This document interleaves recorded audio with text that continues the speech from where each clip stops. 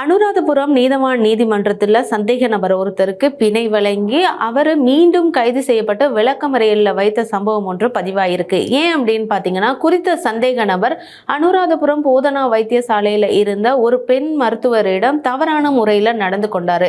இதன் அடிப்படையில் கைது செய்யப்பட்டு விளக்கமறையில் வைத்திருந்த அவர் நீதவான் நீதிமன்றத்தில் முன்னிலைப்படுத்தப்பட்ட போது அவருக்கு பிணை வழங்கப்பட்டிருக்கு. அதாவது அந்த பெண் மருத்துவரிடம் தவறாக நடந்து கொண்ட அந்த விவகாரம் தொடர்பாக அவருக்கு பிணை வழங்கப்பட்டிருக்கு.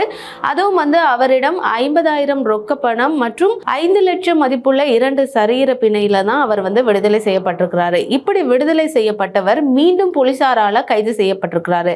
ஏன் அப்படின்னு பாத்தீங்கன்னா, அவருடைய வீட்டை சோதனையிட்ட போது அவருடைய வீட்டுல ஒரு கைக்குண்டு இருந்திருக்கு. இந்த கைக்குண்டு தொடர்பாக தான் அவர் இப்ப கைது செய்யப்பட்டிருக்கிறாரு. இப்படி மீண்டும் கைது செய்யப்பட்ட அவர் எதிர்வரும் 13ஆம் தேதி வரை விளக்கமறியலில் இருக்க வேண்டும் அப்படின்னு அனுராதபுரம் நீதவான் நீதிமன்றம் இப்ப உத்தரவு பிறப்பித்திருக்கு.